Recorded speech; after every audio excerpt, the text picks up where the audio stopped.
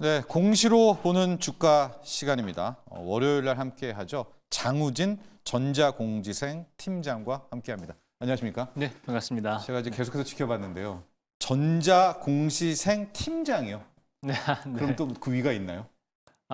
뭐 제가 또 발전하면 승진하겠죠. 네. 네. 자, 팀장이고요. 오늘 상당한 공시 내용 좀 준비를 해왔는데 지금 내용 제가 살짝 보니까 현 상황에서 상한가도 들어가고 있는 대동전자 내용도 있고요. 한미반도체 앞서 소개했었죠. 이 내용도 함께 있는 것 같습니다. 첫 번째 공시 기업 분석 유바이오로직스부터 가볼까요? 네네. 유바이오로직스는 최대 주주가 이제 상장사인 바이오노트인데 네. 바이오노트가 장내 매수를 했습니다. 근데 장내 매수 규모가 54억 원 가까이 됐어요. 네. 45만 주. 그러니까 꽤 공격적으로 장내 매수를 한 건데 그만큼 이 회사에 대한 긍정적인 뷰가 있지 않나라고 해서 이제 지켜보는 회사고요. 네. 일단 이 회사는 백신 사업을 하는 회사입니다. 백신 중에서도 콜레라 백신 같은 경우에는 글로벌 1위예요. 그러니까 네. 이 회사 매출의 현재 메인이 콜레라 백신이고 그 콜레라 백신 중에서도 이 회사가 경구용 백신, 그러니까 마시는 네. 백신을 만들면서 이 그 유니세프 쪽으로 거의 독점적으로 들어가고 있습니다. 원래는 이제 80% 이상의 점유율을 갖고 있었는데 경쟁사인 사노피의 자회사가 있었거든요. 여기가 생산을 중단하면서 실질적으로 이제 유바이오로직스가 이 콜레라 백신 관련해서 거의 1등이 됐다고 보시면 됩니다. 독보적이라고 보시면 되는데 네. 이 콜레라 백신이 그러니까 코로나 이후에 콜레라가 다시 증가하고 있어요. 그래서 네.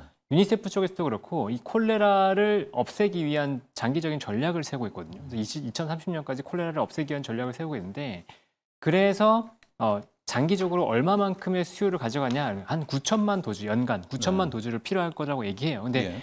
현재 유바이오로직스의 캐파가 3,300만 도주고 현재 그 이 공장을 증설하고 있는 게 3,300만 도주, 그러니까 한 6,600만 도주가 되죠. 근데 이게 25년 하반기까지 추가적으로 증설을 해서 한 8, 9천만 도주까지 늘릴 거라고 얘기를 하고 있어요. 네. 그러니까 이 콜레라 백신만 가지고도 유바이오로직스의 실적 성장은 예정되어 있다라는 게 이제 첫 번째 포인트고, 네.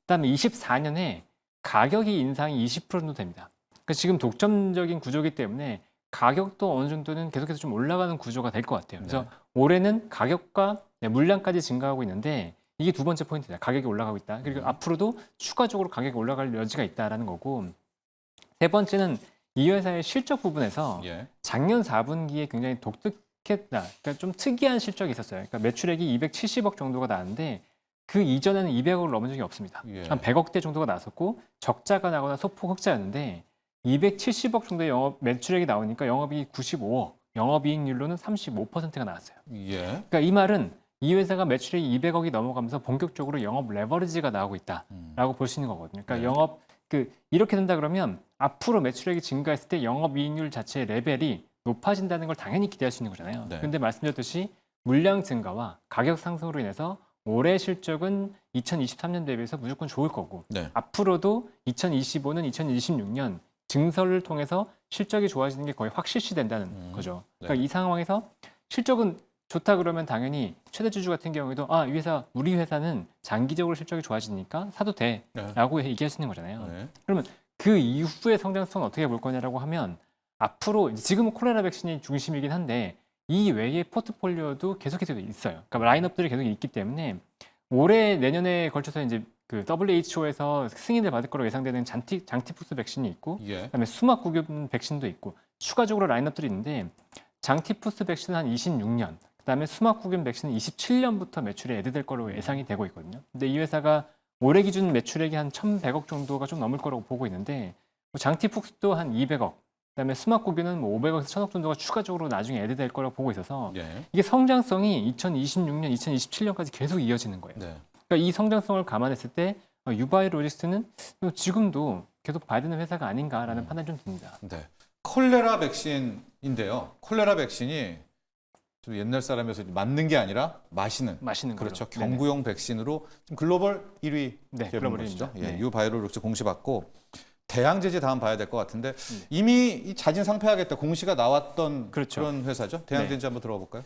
대양제지가 작년 12월에 한번 이제 공개 매수를 통해 상장 맞아요. 폐지하겠다고 네. 했었는데 네. 공개 매수 실패했어요. 네. 그 당시에 4,300원이었고 예. 이번에 다시 이제 상장 폐지를 하겠다고 발표했습니다. 근데 보시면 최대 주주와 자사주의 비율이 96.14%예요. 최대 주주가 지금 66%를 가지고 있고 자사주가 29%. 그러니까 유통 주식이 지금 4%도 되지 않았던 건데 네. 애초에 이제 그 시장에서 이건 지분 분산 요건을 미달하면 퇴출되게 돼 있거든요. 네, 근데 지분 분산 요건을 미달하는 거죠. 20% 지분이 안 되기 때문에 요 조건에 미달해서 이제 퇴출되는 조건인데 대양제주는 소액주주를 보호하면서 공개 매수를 하겠다라고 발표한 거예요. 네. 근데 이 회사를 보면 이제 4년 전에 안산 공장에서 대형 화재가 있었거든요. 네. 그래서 이 시설이 대부분 다 소각이 됐습니다. 그러니까 그래서 이제 영업 자체가 제대로 되지 않는 상황이었고, 네. 근데 뭐 자본이나 이런 그러니까 그 회사의 자본 가치, 예. 그 자산 가치는 있었기 때문에 그걸 기반으로 해서 이제 상장사인 신대양제지가 최대 주주인데 신대양제지가 이 회사를 상장 폐지해서 그냥 우리 회사 자회사로 둘래라고 이제 판단을 한 거죠. 그러니까 오스템 임플란트처럼 막 너무 좋아가지고 상장 폐지해서 우리만 가질래? 그런 완전 건 좀 다르네요, 네, 결이. 그런 건 다르죠. 네. 이제 영업이 지금 안 되고 그렇다고 해서 상장을 유지하면서 그냥 비용 쓰고 수액 주주한테 시달리느니 예. 그냥 이거를 상장 폐지시켜 버리겠다라고 판단한 거죠. 근데 제 대양제지를 왜 가지고 왔냐면 네. 일단 이거 발표하고 나서 상한가를 2번을 갔거든요. 근데 요 케이스가 재밌는 게 앞으로 소액주주 운동이 이런 식으로 갈 수도 있겠다라는 생각이 드는 거예요. 그러니까 예. 이게 최대주주 지분이 높은 회사 같은 경우에 네. 자사주도 높고 이럴 경우에 그냥 우리 지분까지 사줘서 상장 폐지를 해버려라 라고도 요구할 수 있다는 거죠. 예. 네, 요 케이스가 들어올 수 있기 때문에 대양제지 이후에 최대주주 지분율, 그러니까 유통주식수가 작은 회사들에 대해서 주목할 수 있겠다라고 판단이 들었었거든요. 예. 그 다음에 바로 이어지는 게 대동전자인 거예요. 네. 그러니까 대양제지는 그럼 오히려 근데 지금은 살 건 아니죠. 예. 네, 공개 매수 가격이 아직 정해지지 않았고, 정해지지가 않았기 때문에. 네, 예. 그리고 공개 매수 가격이 뭐 엄청나게 높을 것 같지는 않거든요. 그러니까 그렇기 때문에 지금 상태에서 대양제지를 궁극적으로 보자는 게 아니고 대양제지를 기반으로 해서 한 케이스 스터디를 하자. 그러니까 최대 주주가 높은 경우에 어떤 흐름이 나올 수 있고 그 흐름이 나왔을 때 주가가 어떻게 움직일 수 있다라는 걸 보자는 거죠. 하나의 롤 모델처럼 네, 그렇죠. 바라보자라고 해서 대양제지였고요. 우리 장호림 시장 다음이 지금 대동전자인데 네. 상한가거든요. 제가 그렇죠. 얼핏 보니까 유통 주식의 한 60%를 사들여 버립니까? 이건 또 뭐 어떤 내용이에요? 이게 대양제지랑 연결돼서 볼 수 있는 회사인데 네. 일단 최대 주주의 지분율이 60%예요. 그리고 기존에 보유했던 자사주가 29%입니다. 그러니까 두 개 합하면 90%가 잠겨 있어요.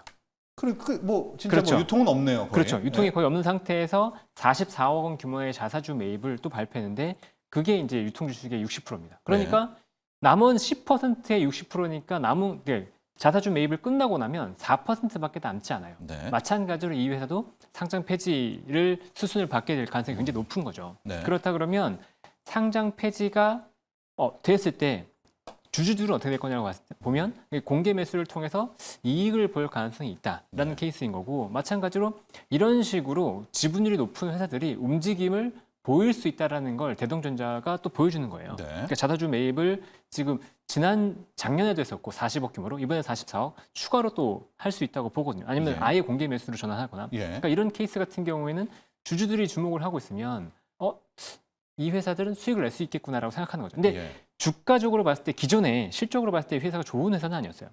그러니까 매출액이 그래요? 400억대를 꾸준하게 유지하고 영업이익은 뭐 20억에서 적자 이렇게 30억 적자에서 30억 플러스 이 정도 왔다 갔다 했거든요. 예. 근데 시가총액은 한 700억 정도니까 그 정도 그냥 유지되는 회사였던 거예요. 예. 근데 최대 주주 입장에서 봤을 때는 PBR이 0.3배 정도고 수년금이 1,000억이 넘게 있었거든요. 아. 네, 그러니까 그냥 이거 내 회사로 만들지 굳이 뭐 상장해가지고 귀찮게 뭐 이럴 필요 있나? 예. 라고 할 만한 회사인 거죠. 네, 알짜 회사고 네. 그냥 현금 많고 하니까 그냥 내가 이거 그냥 굴려버려서 내가 알아서 관리할래 네. 라는 회사가 될 수 있는 케이스라는 거죠. 그래서 앞으로도 이런 케이스들이 또 있을 것 같아요. 그러니까 네. 우리나라에도 보면은 돈은 잘 벌고 지분율 높고 IR 크게 관심 없는 회사들이 그냥 상장 폐지시키고 그냥 내 회사로 만들어 버릴래 예. 라는 케이스들이 있을 것 같거든요. 예. 그래서 지분율 높은 회사들은 이제 앞으로 좀 더 보자라는 음. 느낌으로 이제 가져왔습니다. 그러니까 공교롭게 두 개가 지금 거의 패턴이 비슷합니다. 대양제지와 대동전자가 비슷한데요. 당원님 시장 우리가 몇 가지 체크해 보죠. 일단은 최대주 지분율이 높다. 높고, 네. 사업성은 우리가 확실한 건 뭐 좋네 나쁜 애는 빼더라도 수년금이 많다던가 네. 이런 거가 체크 포인트겠네요. 오히려. 그렇죠. 자산 가치는 있고, 예. 그러니까 이 상장 폐지를 시켜서 내가 얻을 게, 그러니까 최대주주 입장에서 오너가. 내가 얻을 게 예, 많을 예, 때, 예. 그럴 때 상장 폐지를 시키는 거예요. 어. 근데 만약에 현금도 없고 자산도 없다 그러면 예. 이거는 반대로 이제 실컴퍼니로 쓰일 가능성이 굉장히 커요. 우회 상장의 툴로. 근데 네. 그렇지 않다 그러면 이게 충분한 알짜 회사라고 할 때는 이 회사를 상장 폐지시켜서 그냥 이제 시장에서 귀찮은 거 다 없애버리겠다라고 할 가능성이 큰 거죠. 네. 우리가 오너 마음, 최대주주 마음은 알 수 없지만 진짜요. 모르겠어요. 이 대동전자도 진짜 왜 상장 뭐 이렇게 자사주 사들이기는 모르겠지만 네네. 그런 생각을 추측은 할 수 있다는 거 아니겠습니까? 현금도 그렇죠. 많이 쌓여 있고 네. 사업은 고냥저냥 되고 있고 네. 괜히 막 주주들이 많고 이야기하는 것보다 내가 사들여 버린다. 그렇죠. 예. 그런 케이스가 될 수 있는 거죠. 그런 것들을 몇 가지 좀 카테고리화해서 추적하면 좋을 것 같은데 나중에라도 우리 정우진 팀장께서 한번 정리를 해서 네, 그런 좀 한번 공략해 가져오겠습니다. 보도록 하겠습니다. 네. 자, 마지막 공시 주목할 내용 한미 반도체입니다. 네. 실은 오늘이 아니었으면 이것도 꽤 많이 어필도 되고 뭐 시장도 그랬을 것 같은데 그래도 한미 반도체 현재 주가는 강보합, 약보합 이런 상황입니다. 시작해 볼까요? 네. 한미 반도체가 듀얼 TC 본더 장비 수주가 나왔어요. 근데 네. 이것과 더불어서 이제 곽동신 부회장님의 이제 장내 매수가 계속 이어지고 있거든요. 근데 이분의 장내 매수를 지난번에 했던 타이밍이 굉장히 공교로워요. 그 당시에 주가가 이제 한 8만 원까지 올랐다가 조정이 나왔었거든요. 그때 이제 예. 자사주 매입을 공격적으로 하면서 주가가 올랐었고 그다음에 조정을 받자마자 곽동신 부회장이 그때 장내 매수를 굉장히 공격적으로 했어요. 예. 이제 그리고 나서 주가가 다시 2배가 올랐거든요. 네. 그다음 이제 마이크론과 삼성전자에 대한 기대감, 그러니까 나쁜 기대감이 생기면서 주가가 급등을 했단 말이에요. 그래서 14만 원까지 올라갔다가 이번에 다시 조정이 나오면서 13만 원까지 떨어졌습니다. 예. 그러니까 곽동식 부장이 또 공격적으로 산 거예요. 이번에 이제 16,000주 4월 5일에 16,000주를 13만 원에 사고 네. 4월 8일에 14,000주 정도를 13만 원에 또 샀어요. 그러니까 뭐 한 40억, 50억 정도를 네. 사신 거죠. 그러면 지분이 적냐? 그것도 아니에요. 30%가 넘는 지분을 보유하고 있고. 네. 그런데 주가가 낮냐? 그것도 아니에요. 주가가 급등했다가 살짝 조정받았는데 그때 예. 지금 산 거라는 거죠. 예. 그런 그 얘기는 얼마나 이 회사에 대한 확신을 갖고 있냐라는 예. 이제 기대감을 갖게 되는 거죠. PR이 150배인데도 그렇죠. 또 산다. 네. 예. 나는 정말 우리 회사 정말 잘 될 거라고 보고 있어. 예. 라고 이제 판단했다는 건데 지금 한미반도체가 그 장내 매수 공시 이후에 마이크론에 대한 수주 공시가 나왔단 말이에요. 네. 근데 마이크론 수주가 처음 나왔어요. 음. 이게 좀 첫 번째 포인트고 원래 하이닉스 중심으로 나오다가 마이크론으로 나갔고 마이크론으로 나간 장비 단가를 봤더니 하이닉스보다 더 큰 거예요. 맞아요. 네. 그러니까 마진도 좋은 거죠. 네. 그러면 마이크론이 본격적으로 HBM에 증설이 들어가면 한미반도체 실적이 더 좋아지겠구나라는 게 포인트가 되는 거고 네. 여기에 추가적으로 삼성전자가 남았잖아요. 그러니까 삼성전자에 대한 기대감까지도 아마 반영을 한 게 아닌가 내부적으로는. 그러니까 그래서 장내 매수를 하면서 공격적으로 본 게 아닌가라는 생각이 듭니다. 네.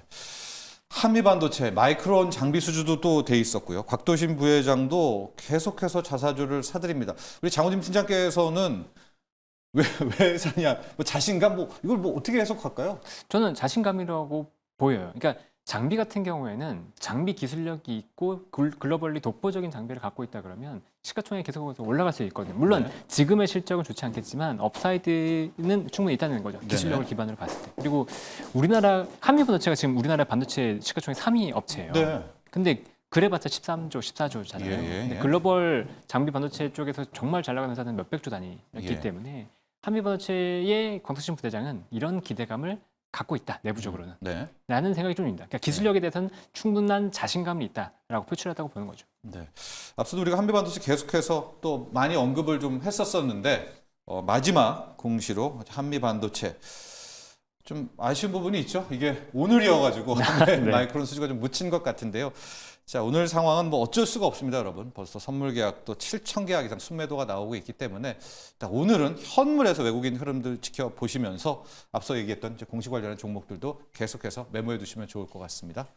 자, 우리 장우진 전자공지생 네. 팀장 함께 해주셨고요. 자, 저희가 지금 우리 장우진 팀장과 몇 가지 흐름을 더 봐야 될 것 같은데 하이닉스도 의외로 짱짱하게 잘 버티고 있죠. 나는 반도체에서도 예, 네, 이 네. 정도라면 어떻습니까? 사실 이제 금요일에 미국 시장을 보면서 네. 대부분의 반도체가 하락했는데 애플이 반등을 나왔었거든요. 근데 애플 반등을 보면서 AI 테마 자체가 죽은 건 아니다라는 생각을 네, 했었어요. 네. 이게 그때 이제 애플이 M4 칩이 들어가면서 AI에 대한 기대감이 있었잖아요. 네. 그렇기 때문에 AI 실적에 대한 기대감은 여전히 유효하다고 생각했었는데 역시나 우리나라에서 봤을 때 한미반도체가 죽지 않잖아요. 네. 그리고 SK 하이닉스도 버티는 걸 보면 AI 자체에 대한 기대감은 여전히 꺾이지 않았다. 그래서 여기서 추가적으로 성장에 대한 모멘텀이 뭐 IT 기업도 실적 발표가 남아있기 때문에 네. 그게 나온다 그러면 추가 상승 여지는 충분히 있다라고 보입니다. 알겠습니다. 자, 오늘 함께해 주셔서 감사합니다. 네, 감사합니다.